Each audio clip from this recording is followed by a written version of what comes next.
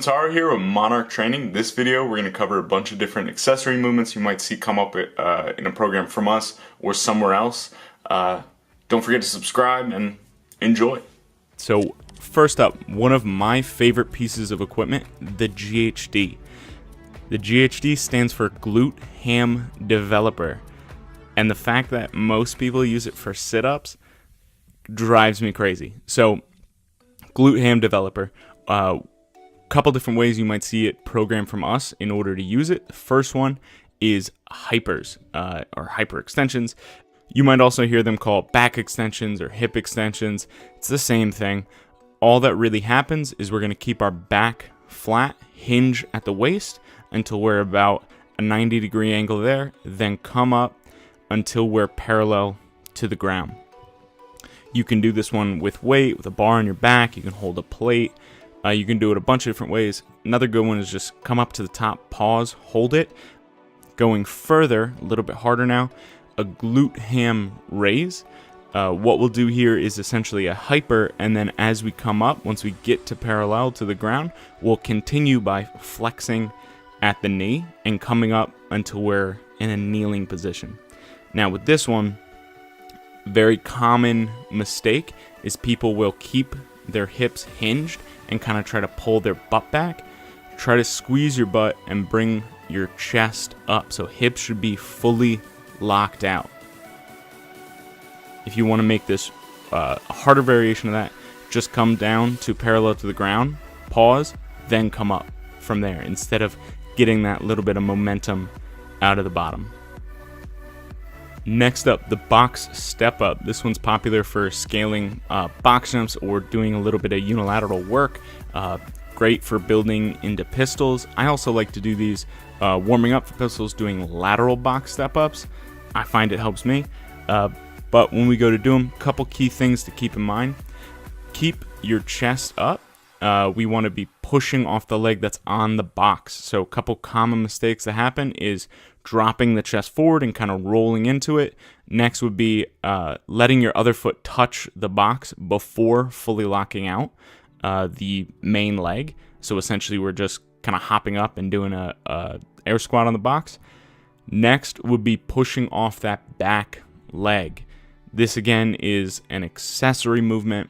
It doesn't matter how much weight you end up doing. It just matters that we're getting that work in and getting better at that. You can use this to fix some imbalances and whatnot. Yeah, also ideally with this, getting a further range of motion, rather see it done with a lighter weight and getting onto a higher box than going just a really, really heavy small step. It doesn't really do anything for you. All right, next up, the ab mat sit-up.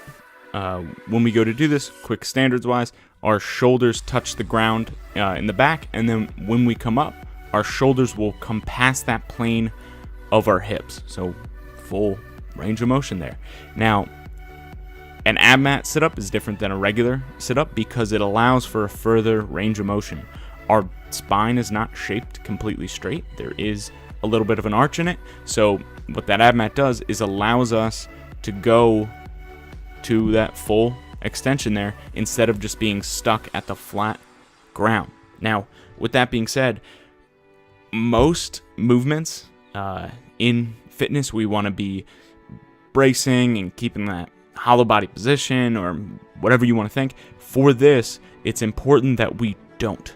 We want to allow our rib cage to open up around it. So big issue when it comes to ab mat sit-ups. If we were to remain hollow, then as we go back, our hips will have to come up. And then if our hips come up, there's movement. Where there's movement, there's friction. And where there's friction, you're going to end up with an awkward butt rash. If you've ever gotten that butt bump or heard of that, it's because of poor technique. It has nothing to do with the ab mat sit-up. It happens from doing it wrong. So fix it. Next up, when it comes to ab mat sit-ups, you can do whatever you want with your legs. A limiting factor in going faster for ab mat sit-ups is oftentimes hamstring flexibility. So if you have that kind of built-in resistance in your hamstrings, you're going to find that ab mat setups are a lot harder. In the same way, doing an L-sit hold would be harder for someone who has tight hamstrings. Next up is a series of movements with dumbbells that we'll call isos, just kind of isolating our shoulder, using it in a bunch of different ways. So real quick, real simple, lateral raise, front raise,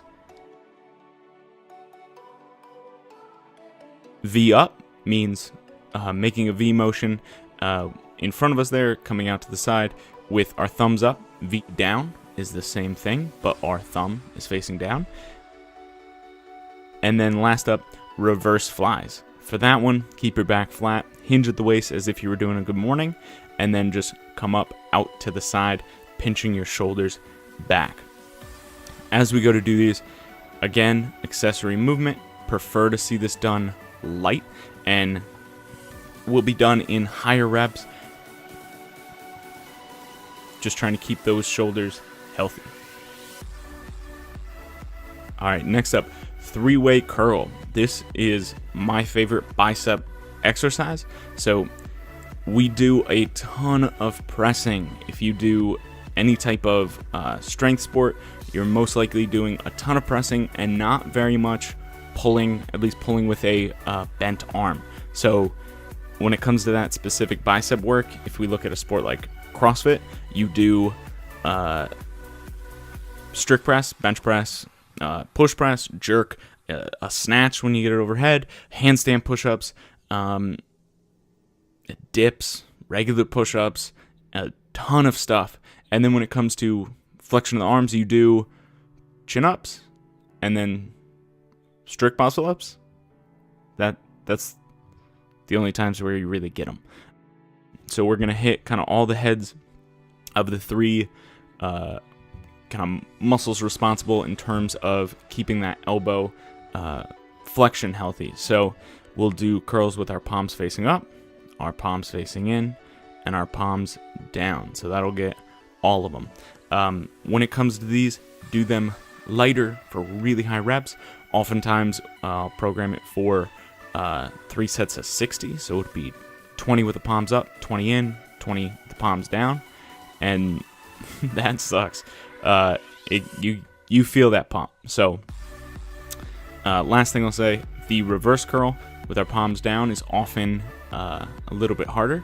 So if you get towards the end of the set and you have to use a little bit of, let's say, body English, that's okay. But keep it light enough where you don't have to do that the entire time.